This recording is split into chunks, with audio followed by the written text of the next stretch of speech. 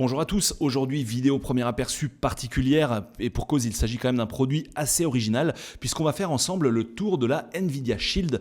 Vous savez, cette console portable sous Android qui est équipée d'un processeur quadricœur de type Tegra 4 et qui est dispo qu'aux US et au Canada, et aux US elle coûte dans les $300.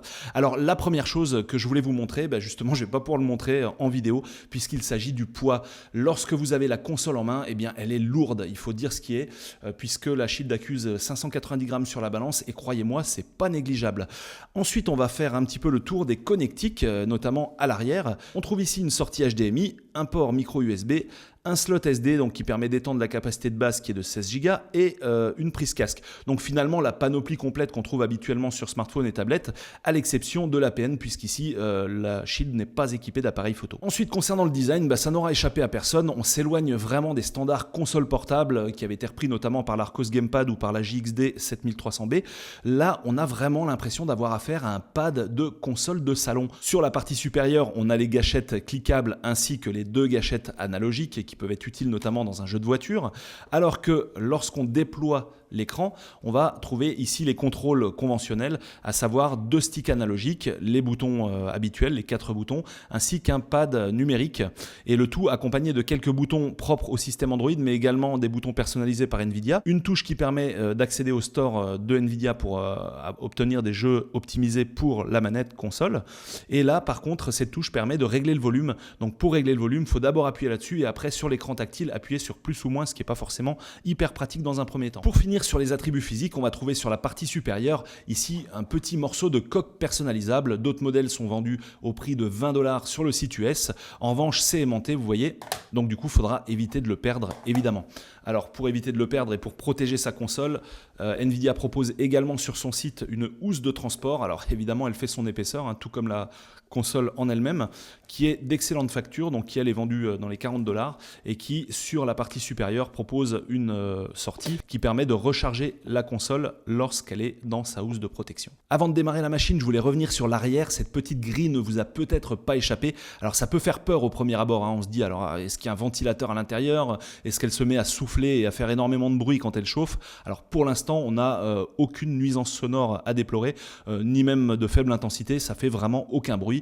Il faudra voir à l'usage et notamment lors du test complet si à un moment ça peut survenir. Voilà, vous savez à peu près tout sur les attributs physiques, mais il y a juste une chose dont je ne vous ai pas parlé, c'est cet écran de 5 pouces d'une résolution de 1280 par 720 pixels qui offre un rendu des couleurs tout bonnement magnifique, et ça on aime. Alors vous allez me dire c'est bien beau tout ça, mais concrètement qu'est-ce que je vais pouvoir faire avec ma Shield? Eh bien pour le savoir, on va commencer par presser sur la touche Nvidia qui est située au centre de la manette. On est accueilli par un petit menu et je vais commencer par vous parler de ce que je peux malheureusement pas vous montrer en vidéo mais qu'on détaillera bien sûr lors du test, à savoir jeu PC. En choisissant ça, on va pouvoir jouer au jeu de son PC sur sa Shield, à condition bien sûr de disposer d'une carte Nvidia compatible à l'intérieur de sa tour. Ensuite, dans la boutique Shield, on va trouver ici une liste de jeux, une quarantaine en tout, qui sont optimisés pour la console, c'est-à-dire que la manette, il n'y aura rien à configurer en particulier, ça va marcher instantanément avec toutes les touches qui sont assignées pile là où il faut. Un exemple concret avec Sonic 4 qui est d'ailleurs fourni avec la console et qui ici fonctionne comme si on y jouait sur Xbox 360 ou sur n'importe quelle console portable. Alors vous allez me dire, on a deux sticks analogiques, ce serait plutôt pas mal si on pouvait en profiter dans les FPS. Alors c'est tout à fait le cas, comme vous pouvez le constater ici avec Dead Trigger, et j'ai gardé le meilleur pour la fin. Ce jeu ne provient pas de la zone spécifique de Shield, c'est un jeu qui a été téléchargé sur l'Android Market, et comme vous pouvez le constater, toutes les touches sont assignées correctement, j'ai vraiment rien eu à faire, et c'est un cas de figure qu'on a retrouvé bien dans plusieurs jeux qui sont pas forcément sélectionnés et optimisés par Nvidia, mais qui pour autant vont vraiment pouvoir être contrôlés sans aucun problème avec les manettes et les boutons. Il en va de même avec Donjon Hunter qui sort également du Play Store. Là, vous voyez, tout fonctionne. Troisième et dernier cas de figure avec Reckless Racing qui n'est pas optimisé lui non plus, et bien que le titre commence à dater,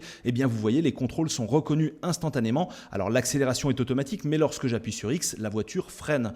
J'ai rien eu à faire de particulier, c'était automatique, et croyez-moi, vous allez redécouvrir vos jeux Android, à l'exception bien sûr de ceux qui sont prévus pour le tactile, comme Cut the Rope par exemple. Que se passe-t-il lorsque les commandes tactiles ne fonctionnent absolument pas avec le jeu et qu'on veut pouvoir en disposer? Eh bien là, il faudra voir lors du test si l'excellent utilitaire TeenCore Keymapper fonctionne. Cet utilitaire, pour rappel, permet de simuler des pressions à l'écran lorsqu'on appuie sur une touche physique et donc de jouer à ces jeux comme si on avait une manette alors qu'ils sont pas du tout prévus pour ça. Pour finir, je vois d'ici arriver les accros de l'émulation qui voient en la Shield la machine de rêve. Et bien là, évidemment, ça va fonctionner à la perfection. Ici, un cas d'émulation sur GBA.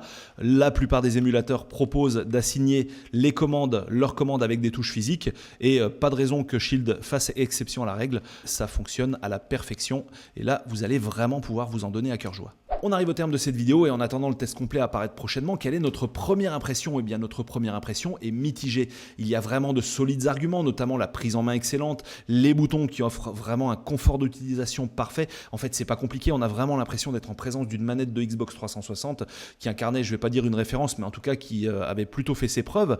L'écran, quant à lui, pareil, rien à redire, c'est vraiment du tout bon. Par contre, c'est vrai que concernant le form factor et le poids, c'est très encombrant, c'est vraiment lourd et ça, honnêtement, ça risque de freiner tout de même pas mal d'ardeur.